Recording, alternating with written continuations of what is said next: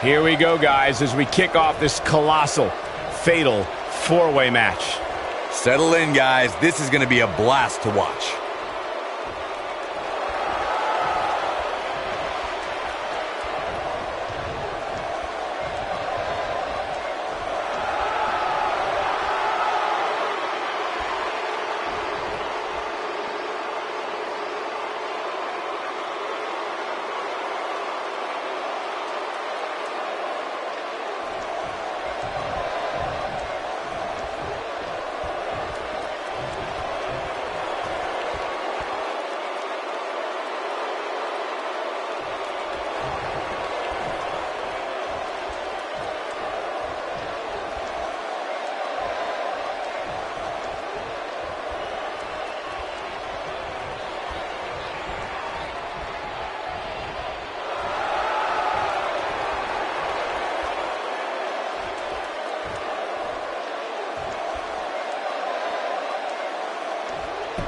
Over and over.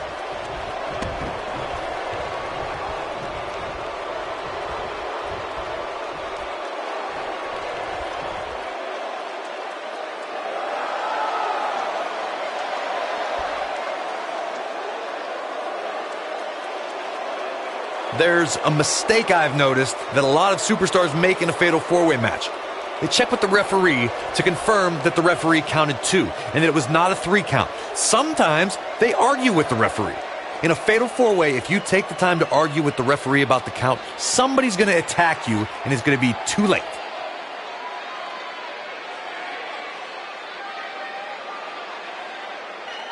Corey, I have to agree with you on a point you made earlier. Sometimes superstars get into a war of words with the official about if a pinfall attempt resulted in a 2 or 3 count. In a fatal four-way match, you have 2 other opponents, not including the person you tried to pin. If a superstar is not careful, they could end up on the wrong side of an attack. Look, I understand the intent, but a fatal four-way match is not the time nor place to enter into a war of words with the official over the 3 count. That's when you're the most likely to feel the wrath of one of the other opponents in the match.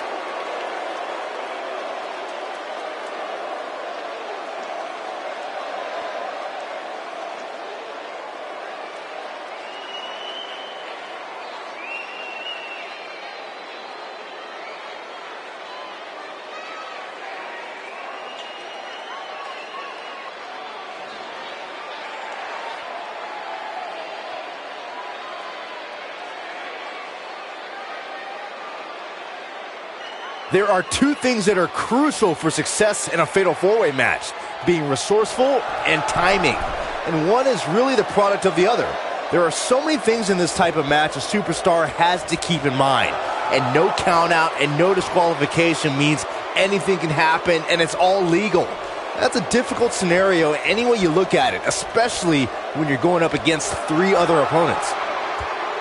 Byron, earlier you talked about the importance of timing and being resourceful in a fatal four-way match. That reminded me of the #1 contenders match we saw on Raw in April of 2017. Nia Jax, Alexa Bliss, Sasha Banks, and Mickie James collided to see who would face Bayley for her Raw Women's Championship.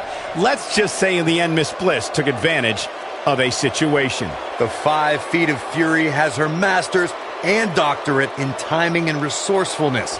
After Nia Jax sent Mickie James flying off the top rope and flattened Sasha Banks with a Samoan drop, Bliss blasted Nia out of the ring with a dropkick and pinned the Boss to become #1 contender to the Raw Women's Championship. It was brilliant.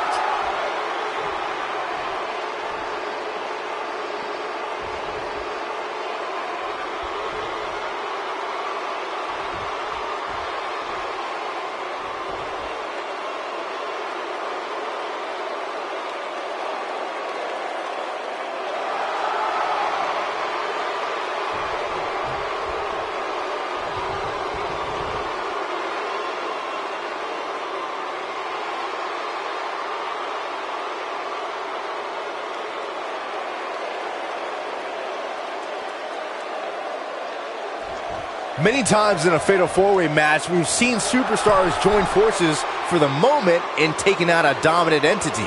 This could be someone like Big Show, The Undertaker, Kane, and Nia Jax as examples. When a superstar has that type of power and can be that dominant, competitors will put their differences aside in hopes of eliminating that force from the match. Byron, you made an excellent point a few moments ago. There have been many times throughout history where superstars have joined forces in a fatal four-way match in hopes of eliminating, by pinning or incapacitating, that dominant force. Sometimes interesting alliances are formed. We saw that at the 33rd WrestleMania during the Raw Women's Championship match. We sure did, Michael. Nia Jax dominated Charlotte Flair, Bayley, and the Boss Sasha Banks in the early going. While they recovered out on the floor, they realized for that moment they were stronger together. The decorated champions eliminated Jax after a triple powerbomb that saw all three superstars assist in the pinfall.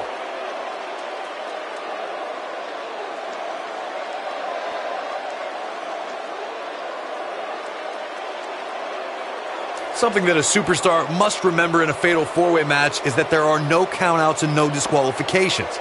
I love the sound of that. Just think of all the possibilities. The match can end up in a brawl in the crowd or on the stage or in the locker room, and there's nothing anyone can do about it.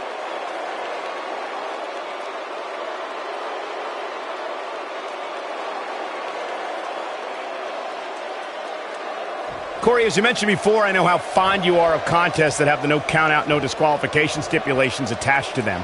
For a superstar competing in a fatal four-way, they have to remember that could mean being the victim of a brutal assault, and they never see it coming. That's exactly right, Michael. Since the fatal four-way is no count-out and no disqualification, an attack can come by way of one of the opponents in a match lurking outside the ring, just waiting for the right time to strike, or outside interference. And it's all legal.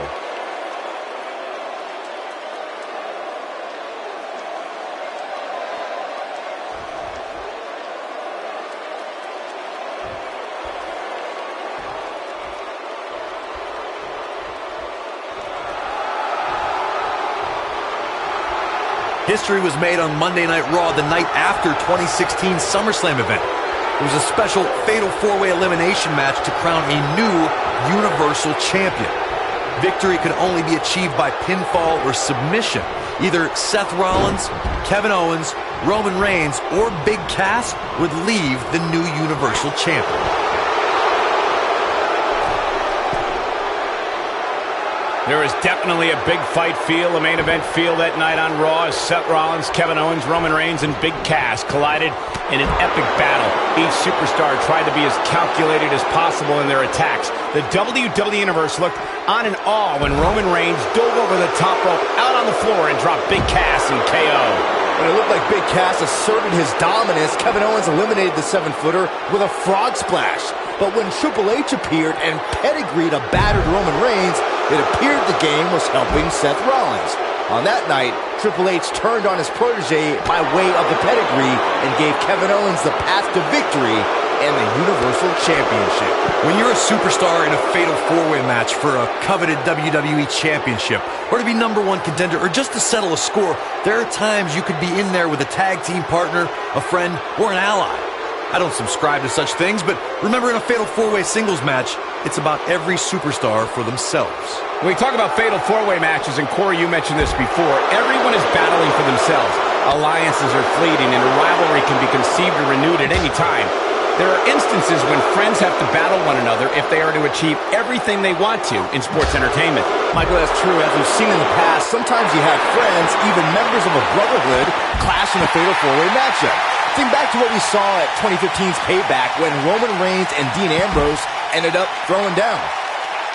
Since there are no disqualifications in a fatal four-way match, a superstar has to be aware of the fact that if they're in an elimination fatal four-way match, someone who was eliminated can come back for retribution, and it's all legal. So you can eliminate an opponent, and they can interfere in the match later, and there's nothing anyone can do about it. Jaw-shattering boot. Byron, you touched on something earlier that's worth repeating. If you're a superstar competing in a fatal four-way elimination match and the competitor is eliminated, they can look to settle a score and affect the outcome of